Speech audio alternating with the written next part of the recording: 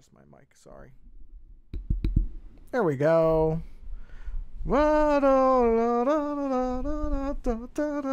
Hey, happy Thursday. Happy Thursday. Yeah, I don't know what I was doing there. I can't sing. Hey, everybody. Welcome to a Thursday evening stream here. It is extraordinarily hot in Northern California right now. It's about 101 or 2 degrees. So I've got a glass of water nearby, which I'm going to take a drink from right now because it's hot.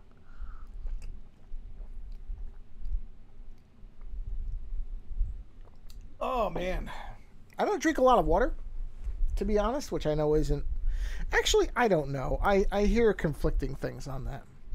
There are people who say, oh, you should drink, 8 glasses of water a day? And blah, blah, blah. And then I also see things from people who say, that seem like respected whatevers, that say, well, you should drink when you're thirsty.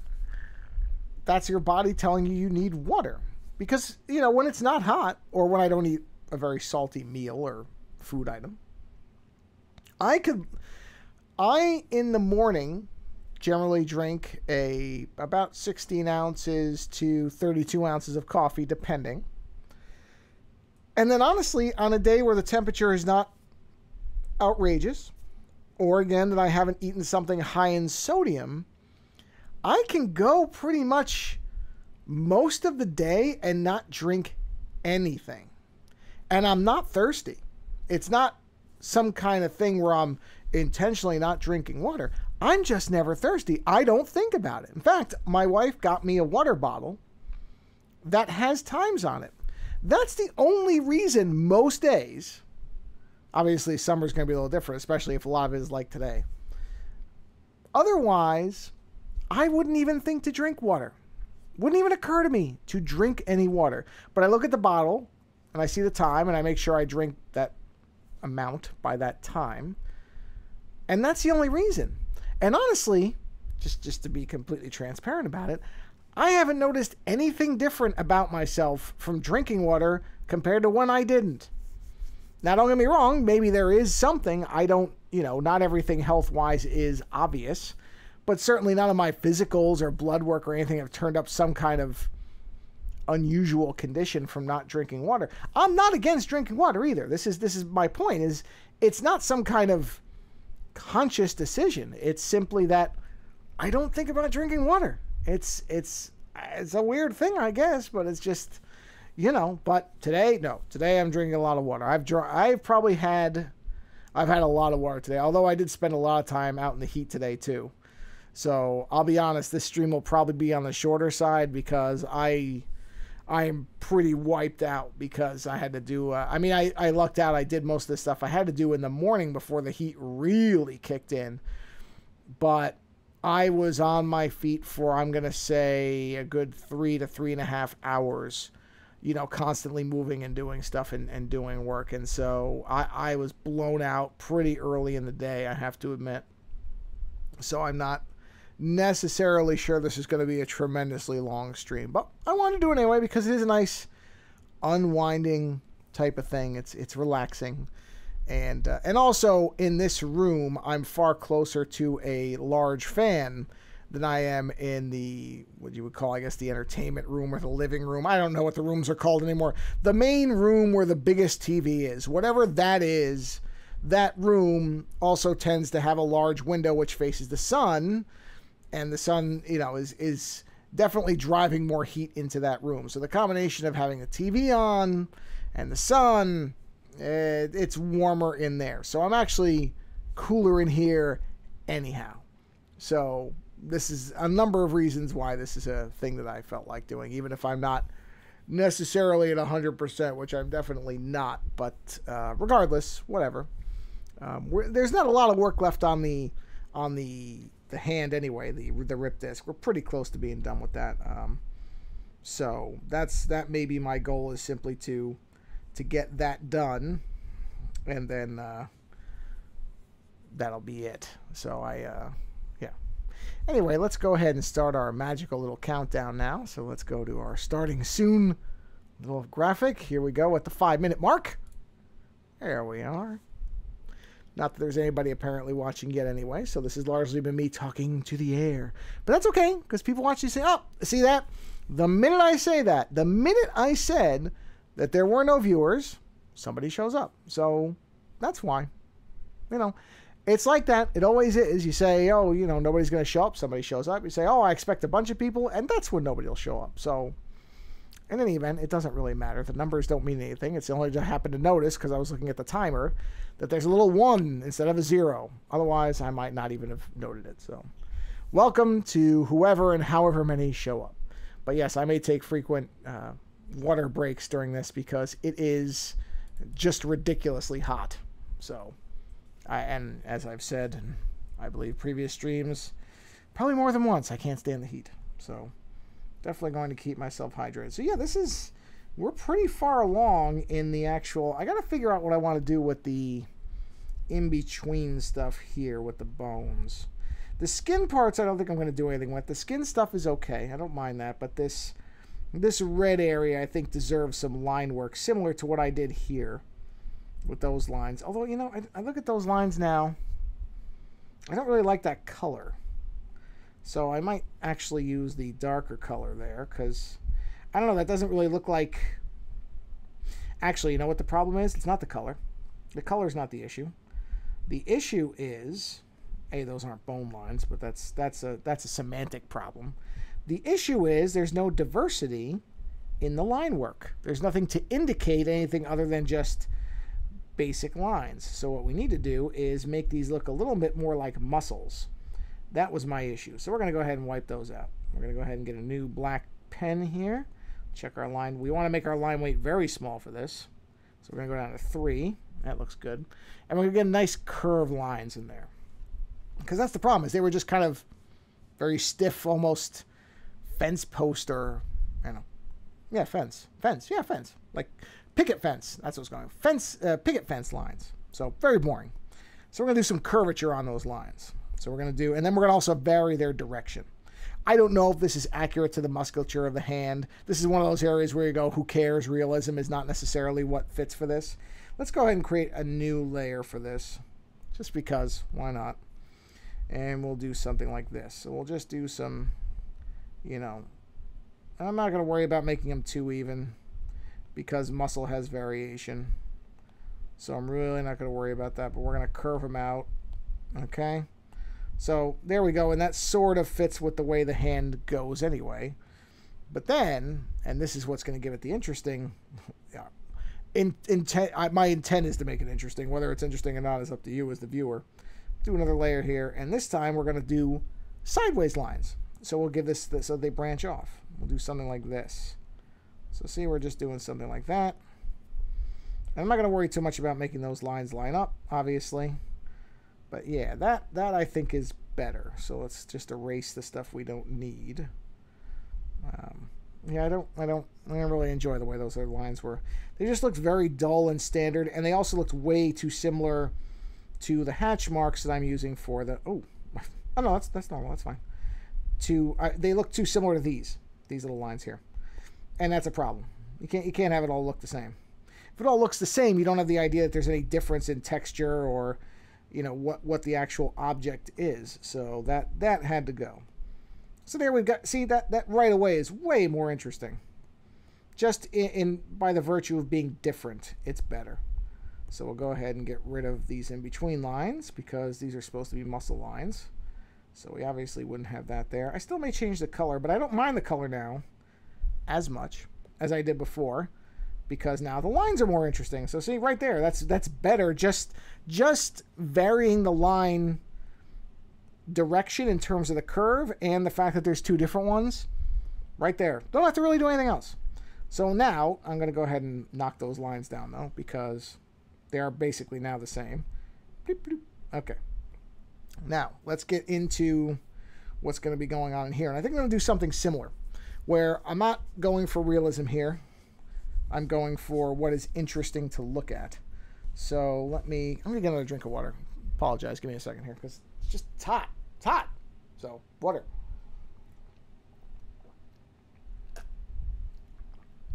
Oh, man. I will say this. And this is not necessarily a vote for heat, because I hate heat. But it is an indisputable fact that when you're dehydrated, or at least very warm, nothing makes cold water taste better than being overheated. Oh, just fantastic. Okay, anyway. We're going to go ahead and do similar lines here, but we're going to just have them kind of go all over the place, where, not all over the place, and they're not going to be wacky or anything, but I'm going to use, I'm not going to really worry about whether this anatomically makes sense. This is more of a, well, what do I want it to feel like type of thing. Just give it a little bit of variation. So I'm not going to worry if the lines are, you know, consistent or not. I do want to give them a little bit of a curve to indicate that there's some kind of organic component to them. I mean, don't get me wrong, they're inside of a hand, but if you just have, oh jeez, man, that line is getting really crooked at the end. There we go. No. But if everything is straight, nature doesn't generally have a lot of straight lines, especially in a body part. You're not going to see a lot of really straight lines generally. There are, of course, exceptions. So yeah, I'm just doing a little bit of curvature here, just a little. I'm not going to go overboard with, way too far with that one. I'm not going to worry about going too far with it, but I want them to feel like they have a little bit of a ripple to them, I guess. And then the central one, I'm going to go the opposite way, where instead of curving, I guess, downward, a downward or a lower arc, I'm going to do more of an upper arc. Now, these I'm going to go outside of the boundaries because I want to get that arc in the middle. So this one I am kind of more, oops, not like that though. Ah, come on. I got to pay attention with this a little more. Sorry, just bear with me, because doing lines like this that are without any type of guide and having them be close is kind of trial and error, or at least it is for me. I don't mind if they're a little off, but I don't want them to be, geez, that's a weird curve. I don't want them to be drastic. Yeah, let's make, you know what, let's do this. Actually, I don't mind if they get wider, but they need to be consistently wider. Here we go. That's better. I can live with that. That's okay. I missed a little piece of color there, huh? Let me just fix that color, because that's going to bug me. Is that the red? It must be. Yeah, the red didn't make it. Let's just go ahead. No. Sample. Thank you. Fix that. Okay, let's jump back to this layer. Yes. And let's go back to black. Okay. So we'll just finish our arcing lines here. Again, not too worried about the consistency on that. Oh, I think that's fine. That's fine. I have no problems with that. That is, and we're gonna have one more set of detail lines in this thing, but this is, now this is gonna be the under or the lower arc again, because this is this side. So I want to have a slight under arcing to it. Nothing drastic. Not worried about. You know, this is not a perfection thing. Man, really? I can't believe some of these colors. Well, I mean, I guess I shouldn't say that. It's that's the best way to troubleshoot that, is to look for that. Look for the little. Okay. You know, when you're filling stuff in. Sorry if I'm too far from the mic, by the way, because I know my head's down, so I'm trying to. Let me lower the mic down a little bit, because I'm definitely lowering my head more than usual, because I'm doing this type of stuff where I'm looking close. Okay. I think we're okay now. Oh, no, we're certainly not. Look at that. See all this stuff that you notice? Hard to notice it when the other color's on top of it, but you see it real clearly when you take the color away. I was just about to say, I think we're okay now, but yeah, that was a stupid thing to even think.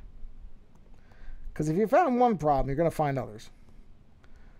But that may have been the worst of it. No, that's okay. That part's okay. All right. Let's go ahead and restore the rest of our colors. Pink. Or that color anyway. All right, let's get back to we're on our detail layer. Good. Let's go back to black again. We have my voice crack a little bit. All right, back to eraser. All right, let's see here. The voice is such a weird thing, isn't it? When you step back and think about the fact that what we consider to be language is just vibrations of air on a muscle inside of your neck. Crazy stuff. I get caught up in weird contemplations of the fact of trying to understand things that honestly are best considered as an abstraction or not a, like trying to think of large numbers. I'm trying to think of $1 million and picture that in your mind and feel yourself slowly go insane. Both from the fact that it's very difficult to picture something like that, at least it is for me. I have no doubt there are people who can do it. And also from the fact that the chances of me ever seeing $1 million are pretty much none. So, a couple reasons why it's not necessarily the healthiest thing to picture. Okay, so we've got our, whatever we're calling those. I don't want to call them muscle lines. That would be incorrect. These are not really meant to represent muscle. I'm having a thought. You know what I want to do? I know what I want to do. I'm going to take this color, and I'm going to go just slightly. Actually, here's what we're doing. This is the better way. Where is this black? Or not black, but red. Okay, there's that red. Let's go ahead and paint a little bit of that right there. Let's go into our brightness adjustment. Let's knock that down by 5%. There we go. Perfect. Let's sample that color. Okay. And then we'll bring this back. Oh, yeah. I'm going to make this a nice deep. It's going to be a deep inset of whatever. Actually, let me leave it on the. Let me put it on 5. 5's good. Just kind of like an like an inseam of more gristle, whatever you want to call that, just to kind of pop it a little bit. Not anything that's going to be make or break for the piece as a whole, but just little bits of shredded interior skin or discoloration from maybe. And I know dry blood is brown. It's not red like this, but whatever, it's an illustration, we don't care. We're not going for literalism here. Yeah, there we go. Just a way to add a little bit of depth to it. Nothing drastic. Something that probably if I didn't do it, nobody would really care. It's not going to really, again, make or break the piece, but it's, I like having a little bit of it. I like stuff being simple. I'm obviously, and you could sort of tell this, I don't do a lot of, what's the word for it? I don't mind simple colors. I don't mind simple detail and, like big broad stroke lines and stuff like that. But, I also don't want to just be, I don't want something to come off as boring, I guess I would say. And not that I'm necessarily would say that this is boring without this color, but it adds a little bit of something to it. It gives it a little bit. And I'm going to turn this off so it's easier for me to see and I'll turn the background back on so that I can see if I miss anything, so that I don't have to discover it the way I just discovered that other stuff later. So we'll just put this in here. Sorry, I just hit the desk. Don't know if the mic picked that up, but if it did, and it was annoying, sorry. Okay, so, and this will probably be the end of the color work, because I don't go too crazy with colors, because I'm not good with colors. Honestly, I'm really not. I look at people who do even very simple color stuff, and I can't ever figure out why I can't do it. It's not that I haven't tried. I've messed around with stuff. But I'm telling you, I can't get color the way that some people can.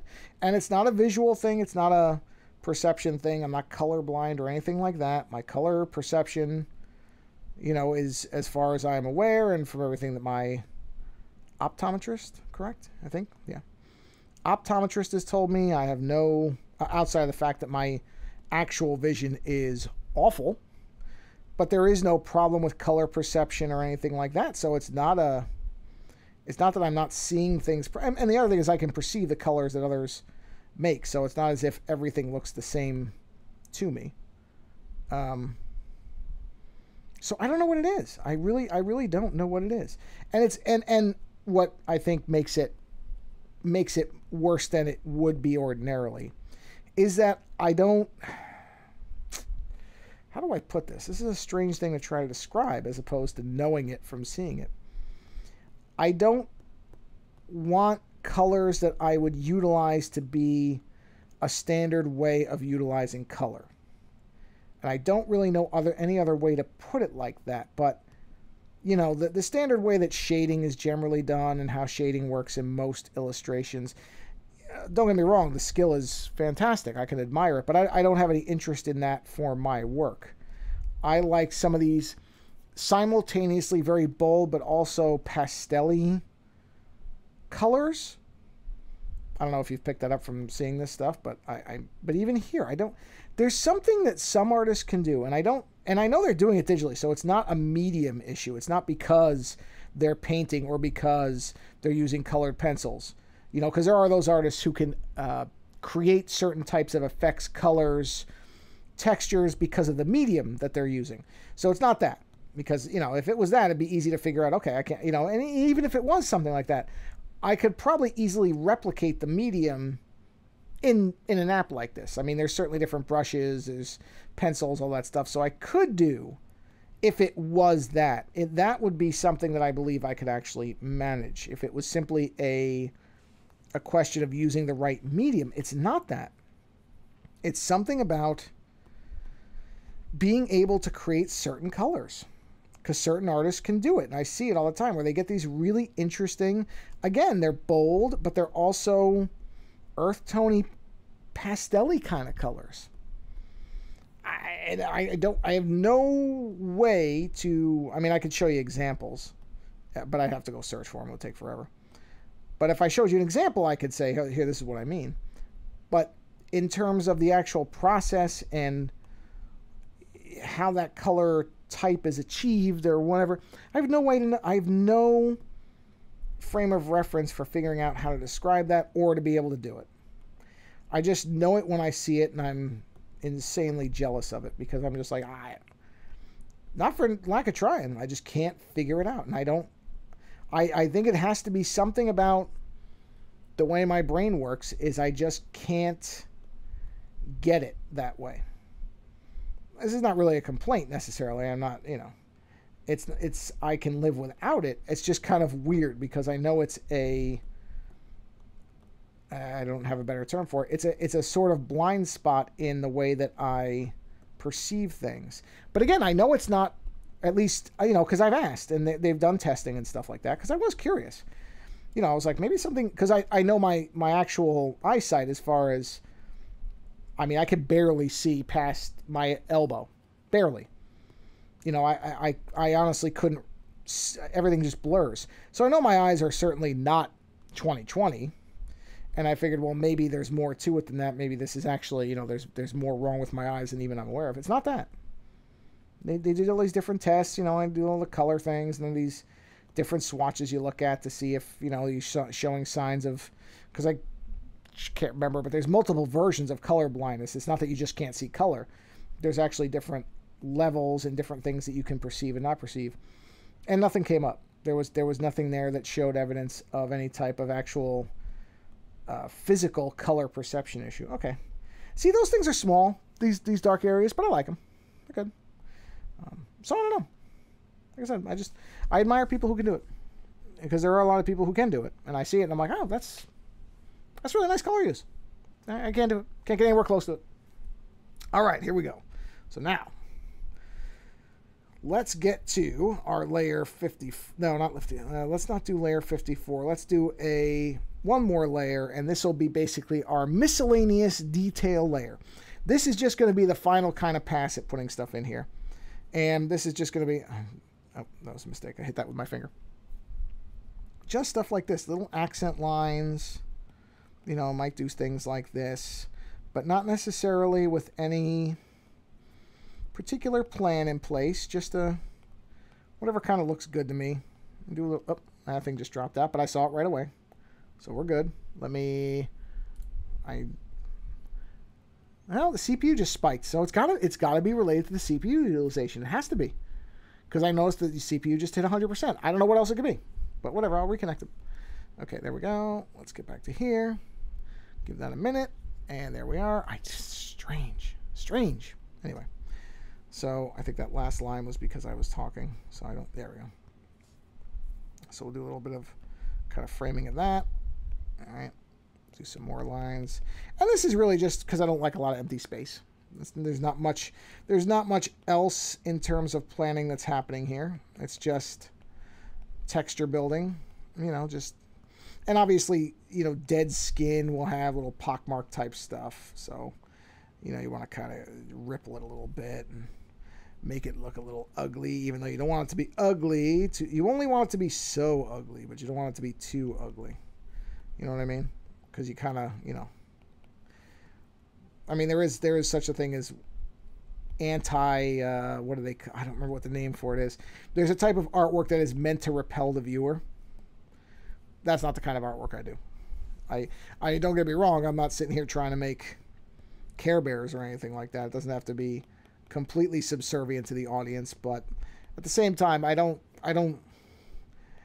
there's definitely artwork that challenges the viewer. I have no issue with that. Then there's artwork that's actively hostile towards the viewer. And I'm not saying it shouldn't exist or anything like that. I'm not that kind of snob, or, you know, I absolutely do believe, like with so many things, that you have to tolerate things you don't like, because that's where the diversity comes from. And that's interesting ideas can come from things that you actively dislike. Many times I have actually had an idea based on seeing something that somebody else created that I did not like at all. And I went, you know what? Wait a minute, though. I have an idea for something, and I can blah, blah, blah, blah, blah. Okay, where is that layer? Yep, it's right there. So I got to erase that a little bit. There we go. Let's go back to this layer. No, 56. So I don't have any problem with that, but that's not really what I do. I try to make things... I think a lot of my artwork is driven by the idea of I'd like to see it on a t-shirt or a coffee mug. I love good coffee mugs. I really do. I've made so many. I, at one point, had so many friggin' coffee mugs. Just embarrassingly stupid amount of coffee mugs. And I finally just started giving them away to people. And they were just ones that I'd made on Zazzle or other sites because I felt like making them. Which is not a bad reason to do something. You know, it was fun to do. What is that? Where is that from? You see that little scratch mark there? Not scratch mark, but there's something there. What is that? Where did that come from? Now it's got to be one of these. Hold on. Just bear with me. Where? Aha. Got it. Let's go to layer mask. We'll just mask that out. There we go. I knew it was somewhere in there. I could tell from where it was. Anyway, so yeah, that's a lot of my artwork stuff. I mean, sometimes I'll have actual kind of ideas like this type of piece, the rip disc piece and the dead media, are sort of a fusing of those two things. Where I had the concept sort of grew out of an image that I had made for something else. Then I thought, you know what? It'd be kind of neat to do variations of it, put them on t-shirts. You know, why not? And that's really where this stuff came from. And a lot of my stuff is just kind of stuff that I would like to see on a t-shirt. And I actually did the image I did of comedian, and I know I'm not gonna get his last name. Jason Mantzoukas. I think I actually got it right that time. That's one of the few shirts of my own artwork that I actually own, because I really like that image. And then the one I did of Len Kabaczynski, which was based on a photograph of him. And I really like that one. And then like the Burbank Kung Fu Club, which also partially has to be credited to Len, because the movie Raw Force is one that he talked about when he appeared on one of his Best of the Worst episodes. And he had said, oh, somebody make the Bung Fu Kerbank Club. That's where I was going with that, because that's English, everybody. And there's my mastery of it, or lack thereof. The Burbank Kung Fu Club was something that he said, oh, there has to be a shirt of that. And I looked around, because, you know, I wasn't going to make something if somebody did a really good version of it. I don't do that either. There's a couple of artists who get a lot of publicity. I will not name names because I don't want to be a scumbag. I ain't a rat. But there are some artists who have ripped off much more prominent artists who were around way before they were and have made a pop culture success out of it. and it never stops bugging me. Which is not to say, because I want to be very careful here that I don't mix my messages, I'm not saying there's anything wrong with taking inspiration. I've talked about the fact that the stuff that I do is very clearly influenced from certain comic book artists, and it's not hard to see it. But it's not copying their style. There's a couple of these people, and you would know them because their stuff gets enough prominence that it bothers me. If they did this stuff in obscurity and nobody ever noticed, I wouldn't care. But the reality is there is a real problem in terms of art literacy in this country and probably in the world, where people aren't aware of where certain stuff... They don't know the difference between somebody who's doing something original and somebody who's clearly ripping off another artist. And that bugs me. It bugs me. Because it's hard enough to actually be successful at this type of thing.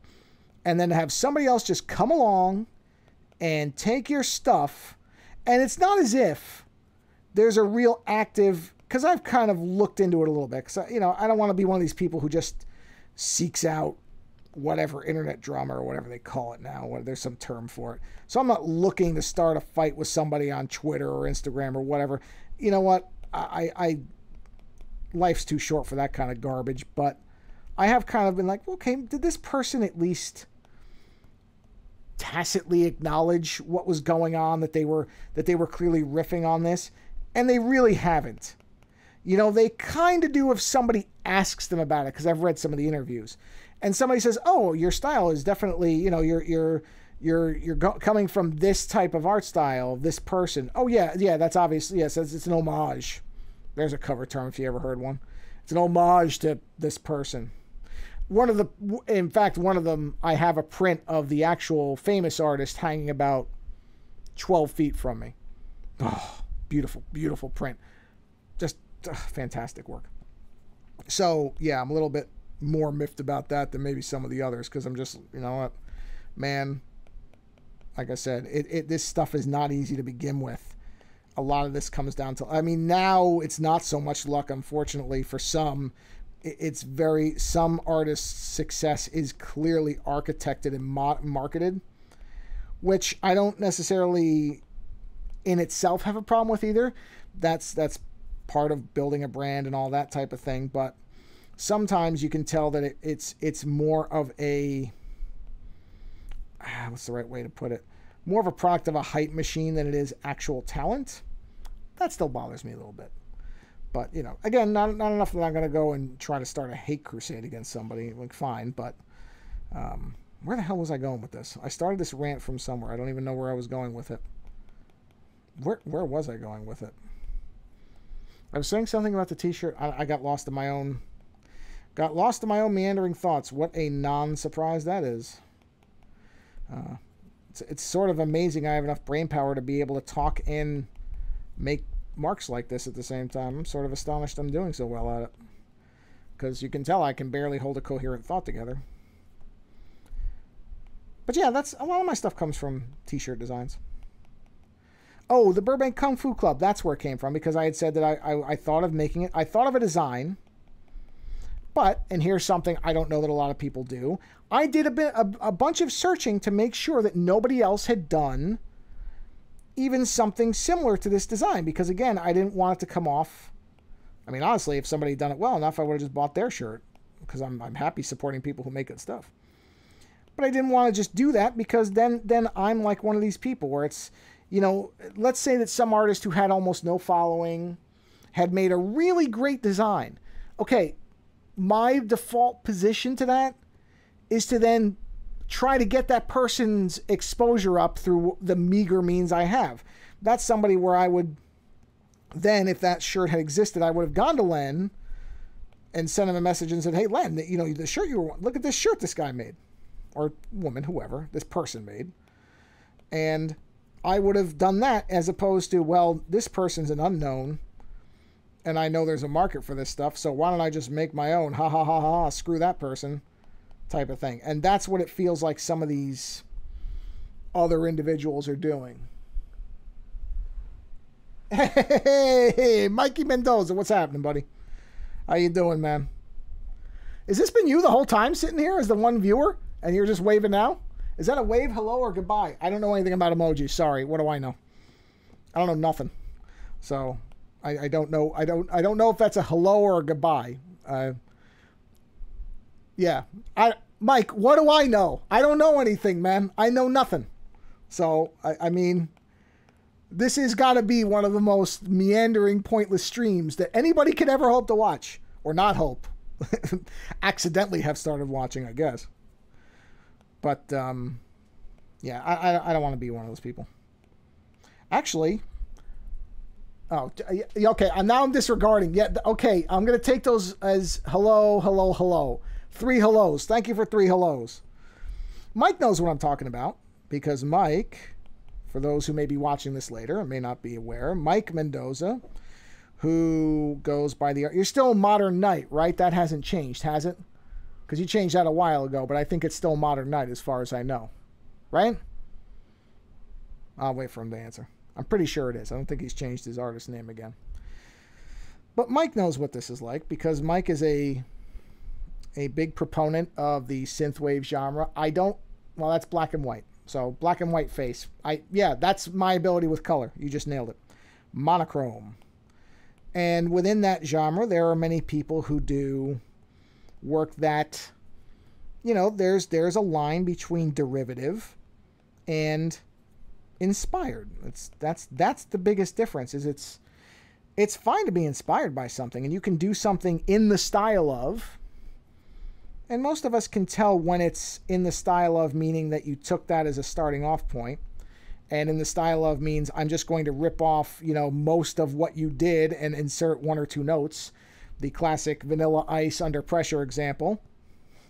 What a doofus with that explanation. If you've never seen the Vanilla Ice try to explain how Ice Ice Baby is not a ripoff of Under Pressure, you should really go look at it because it's amazing. The level of stupidity that he assumes that the audience must have to buy his explanation for that difference is, well, it's something. I don't know what it is, but it's something. So that's what I'm saying is there you can have an artist that is meaningful to you and it's a starting point and you realize, oh, you know, this person, you can use it as a building block. And I don't think there's anything wrong with that. I really don't. I mean, it is very rare for somebody to internally generate an entire style. It's usually something where you are not copying, but starting from something familiar, if that's a better way to put it, and then building on top of it and trying, ideally, to expand it, or at least expand your version of it.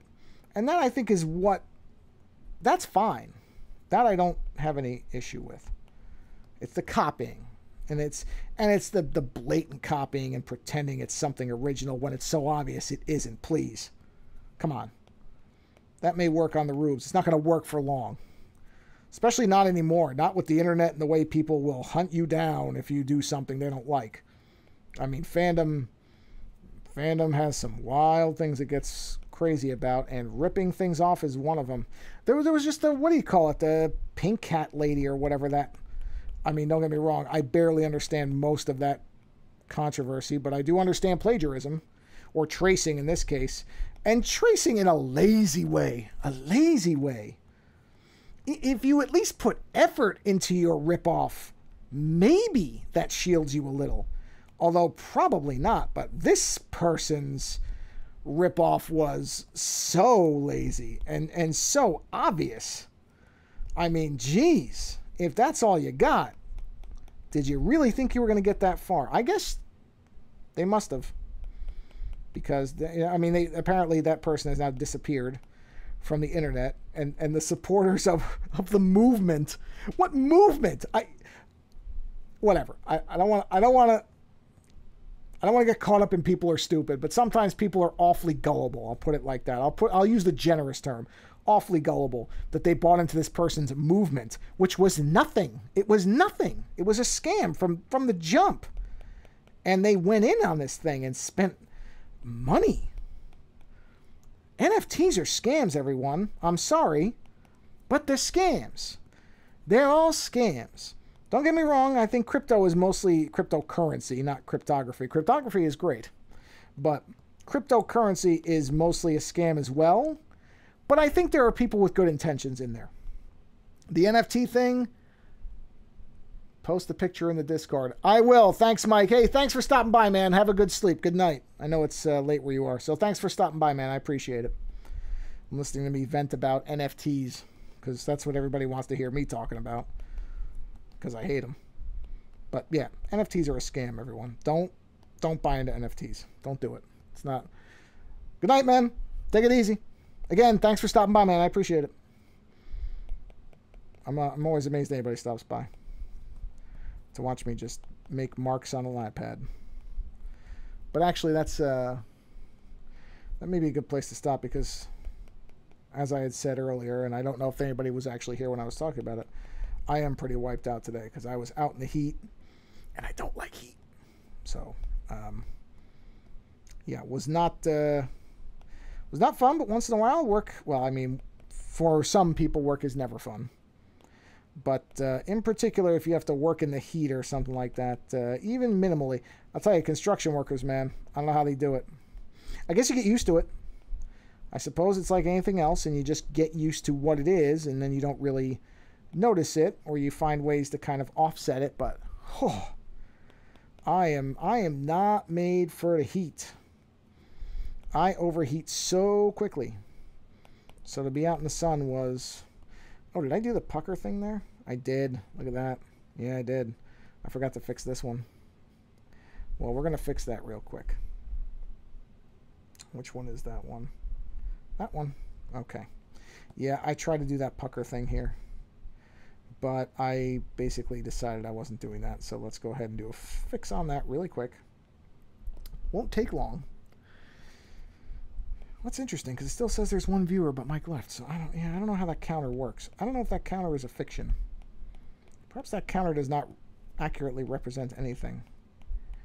It's an aspirational counter, which I guess tops out at 1, which for me maybe is the aspiration as far as streaming goes. Just have one viewer and shut up and be thankful. Okay, I can do that. That's no problem. I can be appreciative of a single viewer. I'm appreciative of however many there are of you at this point.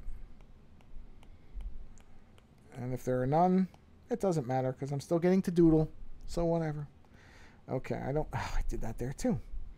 At least these are easy to fix. Because I can just go in and film it and then we're done. Okay, there. Did I do it anywhere else? No. That was it. All right, at least I was that smart.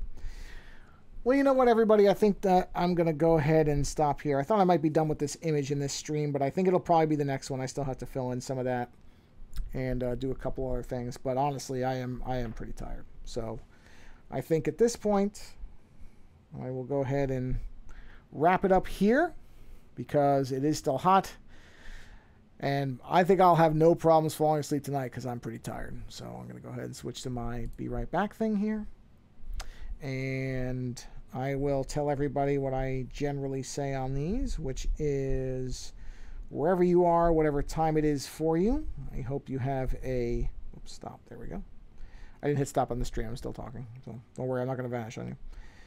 I hope that you have a good rest of your insert time zone description here, whether that is morning, afternoon, evening, night, middle of the night, extraordinarily early morning, whatever it is.